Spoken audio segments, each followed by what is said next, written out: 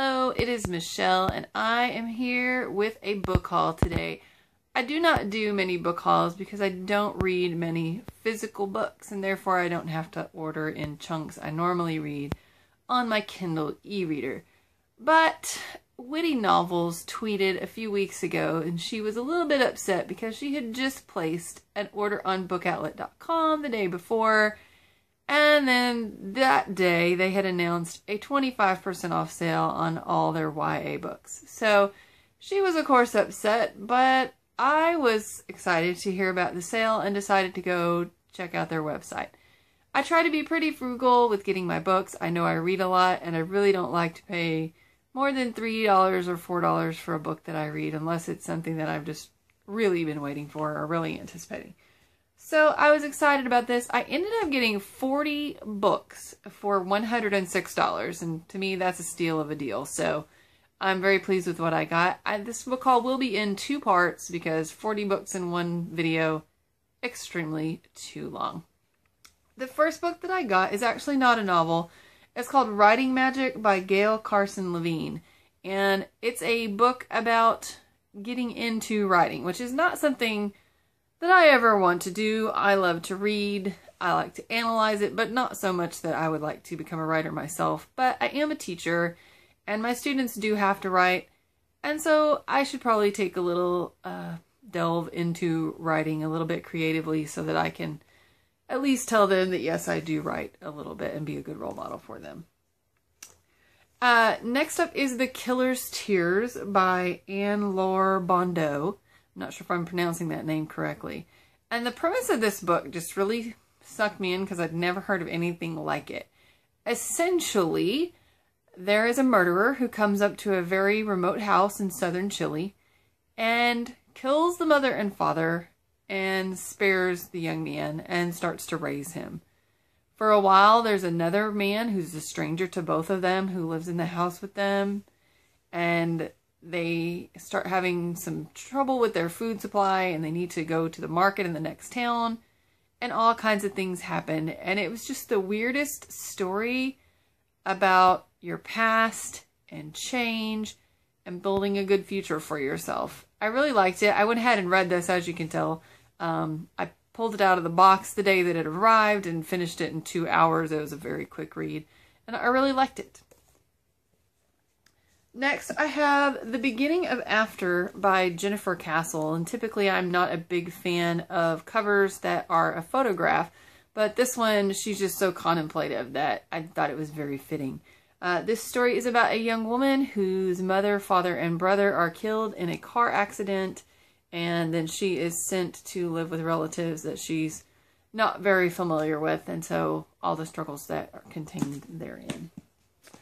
Next is Homefront by Doris Gwaltney, and this story follows a young lady who all she really wants in life is a room to herself, and her sister is going off to college and she's finally going to have a room to herself. But then World War II starts getting busy over in Europe, and so her cousin from Europe comes to live with them, and guess which room the cousin gets. So she's pretty bummed out about not having her own room all of a sudden. But she finds out when her brother enlists in the Navy to go into the war that there are bigger things in life to worry about. Next is This Burns My Heart, and this is adult fiction, not YA. It came up at the end as a, oh, because you ordered so much, you can get these special deals. And so I picked this one up because it was super cheap, I think $1.50 or something like that. This book is set in Korea. It is about a young lady who gets a very passionate marriage proposal from a young man, but she decides to turn it down because he's a medical student and she really wants to have a career of her own. And so she marries another man who says that he will take her to Seoul and let her have the career that she wants. But it turns out that's not true, and she ends up in a very traditional marriage, and she's very frustrated by it, and she keeps bumping into the man who originally passionately proposed to her throughout her life, and this is their story. Next, by Carolyn Bach, is the book Lie, and this book follows a young teenage girl, and her mother passed away, and when she did, there was a young man named Jimmy in the neighborhood who really help the young lady to feel safe and comfortable even without her mother. And so he ends up getting in some trouble by assaulting two young men from El Salvador. And she's the main witness, and the police are questioning her, and she's trying to decide what her loyalty is to Jimmy and what she needs to do morally. What is the right thing for her to do in this case. Next is Standing Against the Wind by Tracy L. Jones, and this story follows a young lady who has been raised by her grandmother until very recently she moved to Chicago to live with her mother.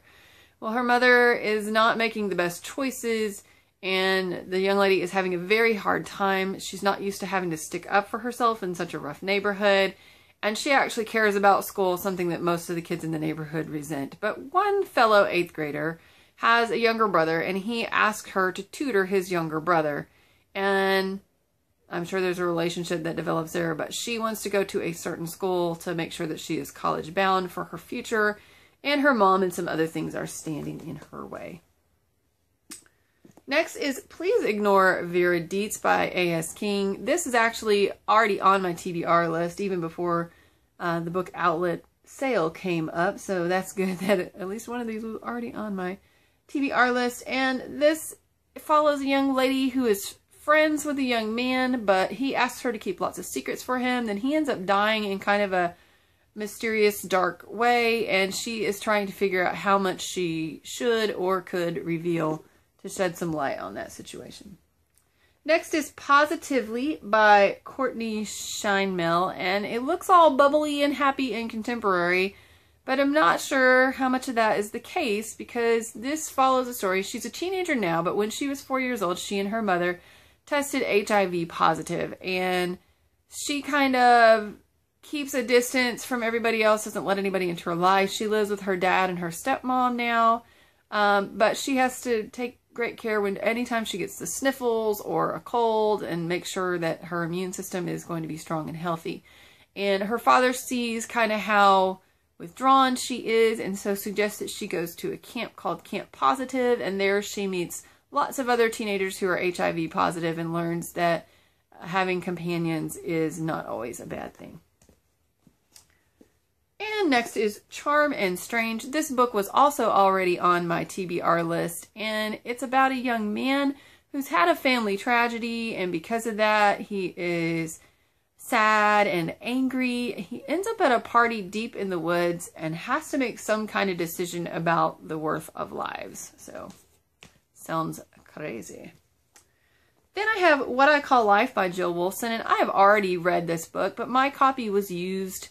So I'm going to let that book go to school for the students to check out, and then I'm going to keep the shiny new edition on my shelf for me to reread at some point in the future, because it was that good.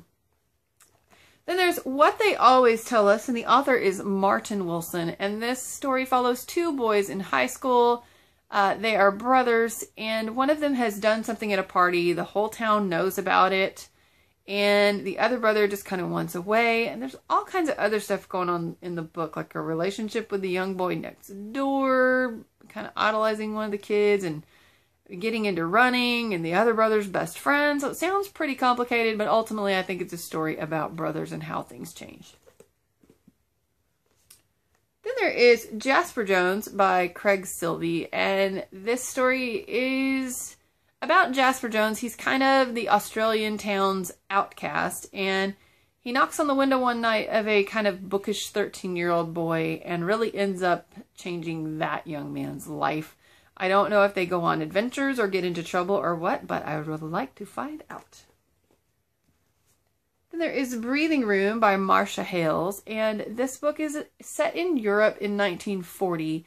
And it's following some young people who have tuberculosis and are fighting the disease. And at that time, the way to keep it from spreading was to kind of take everybody that had it and put them in these institutional hospitals to try to recover. The reason I was so interested in this one is I have read its kind of companion book. They're not really related, but it basically covered the same subject material, but it was set in the United States, and it was written by my favorite middle grade author, Peg Garrett.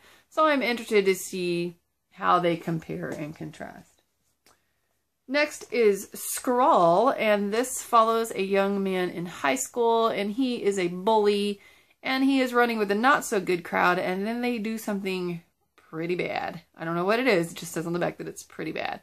I think most of the students involved end up going to juvenile detention, but for some reason this particular student gets a different punishment and has to spend a lot of time with the counselor, and she wants him to write his history in a notebook, and she is doing that in order to try to get him to stop playing the bad guy before he actually becomes one.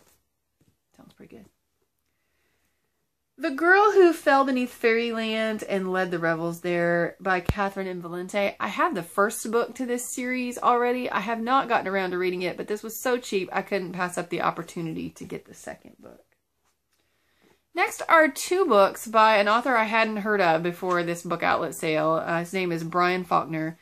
The first book is A Tomorrow Code, and this guy has a very sci-fi bend to his stuff.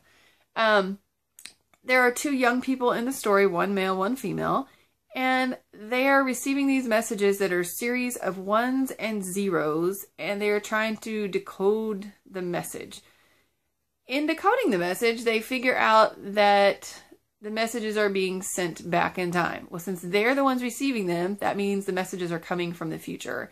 And it's basically a warning about something that humans do that is going to basically practically wipe out the humans in the future. So they have to solve the message and try to prevent the tragedy. Sounds pretty cool. And the second book by Brian Faulkner. To me, this cover looks shiny green with black dots. It's supposed to look like a circuit board, but for some reason on camera it's throwing in some prismatic effects and we're getting some oranges and yellows and green and blues. But really it's green, really cool looking circuit boardy. This story is about a young hacker, and the big drug in society in this kind of dystopian sounding novel is online gaming, and lots of people are addicted to it. And now you can get an implant that lets you avoid using any kind of mouse or keyboard or joystick or controller, and you can basically just be plugged right into the internet. And so it's internet at the speed of thought. So a lot of people are signing up for this, and he's thinking about it, but then he realizes if your computer can be hacked, what happens if you have an implant? Can your brain be hacked? And so apparently he uncovers some big mystery and has to investigate. Sounds pretty cool. Then there is In the Path of Falling Objects, and I'm not sure a whole lot about this. There are two brothers. They're for some reason leaving where they are. They've got a backpack, $10, and a gun, and they go hitchhiking, taking off. And apparently a not so nice couple picks them up, and I really have no idea what happens, but it doesn't look too happy from that cover. So interested to see how that one plays out. Then I have All These Things I've Done by Gabrielle Zevin, and I have read one of her books. I have read The Storied Life of A.J. Fikry, and I loved that story. I'm hoping this one is just as good. In this dystopian, chocolate and coffee are outlawed for who knows why, who knows what reason. This story follows a young woman, and at some point she has to make a choice between following her heart and accepting her birthright. So, sounds pretty interesting.